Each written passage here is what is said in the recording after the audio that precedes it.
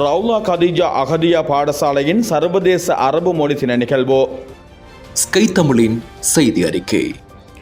காத்தான்குடி ரவுலா கதீஜா அகதியா பாடசாலையின் சர்வதேச அரபு மொழி தின நிகழ்வும் மாணவர்களுக்கான சான்றிதழ் வழங்கும் நிகழ்வும் ஞாயிற்றுக்கிழமை காத்தான்குடி ஜாவியா மகளிர் வித்யாலய மண்டபத்தில் இடம்பெற்றது.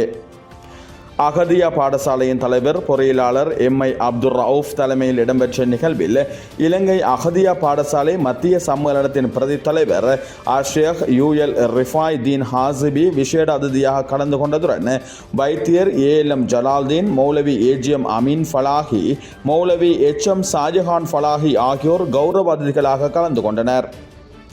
இந்நிகழ்வில் அகதியா மாணவர்களின் நிகழ்வுகள் இடம்பெற்றதுடன் ரவுலா கதீஜா அகதியா பாடசாலையின் நிர்வாக பொருளாளராக கடமையாற்றிய மர்ஹூம் வைத்தியர் எம் சில்மி அவர்களுக்கான துவா பிரார்த்தனையும் நினைவுரையும் இடம்பெற்றது. இந்நிகழ்வில் உலமாக்கள், மாணவர்கள், பிரமுகர்கள், பெற்றோர்கள் என பலரும் கலந்து கொண்டிருந்தனர்.